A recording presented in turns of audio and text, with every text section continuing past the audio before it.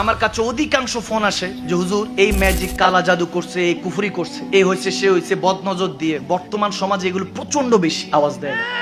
কেউ যদি একটু ব্যবসায় উন্নতি করে এমন ভাবে কুফরি করে বেচারা শেষ। পড়াশোনা যদি ভালো হয়, তারপর রিলেশন যদি ভালো হয়, সমাজের মধ্যে যদি তাদের একটা অবস্থা থাকে, এমন কুফরি করে, কুফরি করার জন্য এমন এমন অবস্থা আমার মাঝে মাঝে আসে। এমন এমন অবস্থা দেখি সুমা মায়াজাল, এগুলো আপনাদের কাছে বলতেও পারবো না। এত ভয়ঙ্কর সিচুয়েশন করে এক মানুষ আরেক মানুষের ক্ষতি করার জন্য। তবে আমি প্রথমে বলবো এটাই, আপনার বরাদ্দের যে রিজিক আছে, আল্লাহ যেটা রিজিক বরাদ্দ করেছে সেটা বান্দা কখনো আটকাতে পারবে না।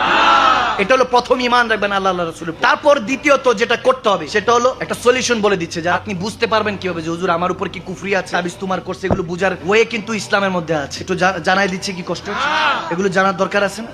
যে হুজুর আমার ব্যবসা করতে যাই লস হয়, চাকরি খুঁজতেছি চাকরি পাই না, পড়াশোনা করতে যাই মনোযোগ বসে না, মা বাবা সারাক্ষণ ক্যাটক্যাট করতে থাকে, স্বামী স্ত্রী কখনো বনি বানা নাই, সম্পর্কের মধ্যে সব সময় ঝামেলা লেগে থাকে, এরকম অবস্থা আছে কি নাই? এগুলো কুফরির প্রভাব আছে কিনা, বদনজর আছে কিনা বুঝার ওয়ে আছে। ওয়েটা বলে দিচ্ছে কি কষ্ট হচ্ছে। একটা কাপের মধ্যে যেটা স্বচ্ছ, এরকম গ্লাস, কাপটা এরকম স্বচ্ছ হইতে হবে, দুই পার যাতে দেখা যায়। এটা গ্লাসটার দিকে তাকিয়ে চারকুল, যেটা বলা হয় চারকুল, সূরা কাফিরু, সূরা ইখলাস, সূরা নাস, সূরা ফালাক, এই চারকুল পড়ে আপনি এটার মধ্যে ফু দিবেন। ফু দিয়ে এটার দিকে তাকায় থাকবেন আর দুরূদ শরীফ পড়তে থাকবেন, দুরূদ শরীফ পড়তে থাকবেন। চেষ্টা করবেন যাতে পানি না নড়ে। দুরূদ শরীফ 100 বার কমপ্লিট করে আবার চারকুল পরে ফু দিবেন। ফু দিয়ে এবার ইস্তেগফার পড়বেন 100 বার। পড়ে ফু দিয়ে এটা ঘরের যে কোনো একটা কোণার মধ্যে রেখে দিন। পরের দিন বুঝতে পারবেন পানিটা যদি একটু ঘোলা হয়ে যায়, বুঝবেন কুফরি করা হয়েছে। মারহাবা কয় না? কথা ওয়েটা বোঝা গেছে?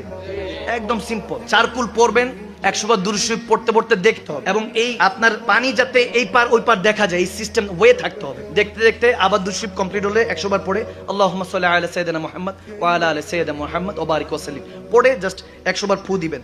এরপর আবার পড়ার পর আবার দেখতে থাকবেন, ইস্তেগফার পড়বেন, আস্তাগফিরুল্লাহ আস্তাগফিরুল্লাহ পড়ে 100 বার পড়ে তারপর ফু দিবেন।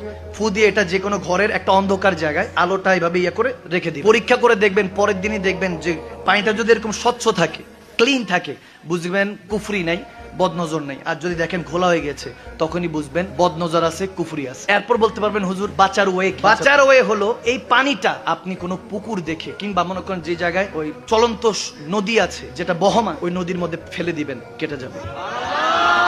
এত আস্তে কেন সুবহানাল্লাহ? আমলটা কি খারাপ দিয়েছি? এবার আরেকটা আমল দিব। আরেকটা আমল হলো প্রত্যেকদিন, আমার নবী বলেছেন প্রত্যেকদিন ইস্তেগফার পড়বেন কমপক্ষে 10 বার। কয়বার? আস্তাগফিরুল্লাহ কয়বার? আমার নবী বলেন এটা বেহেশতের একটা দরজা। এটা বান্দাকে দেওয়া হয়েছে যাতে অ্যাক্সিডেন্ট, বালা, মুসিবত, সাইক্লোন, তুফান থেকে বান্দা হেফাজত হতে পারে। 10 বার ইস্তেগফার পড়ে, আস্তাগফিরুল্লাহ পড়ে, একবার দুরূদ শরীফ পড়ে ফু দিয়ে গায়ে মেখে নেবেন। আপনার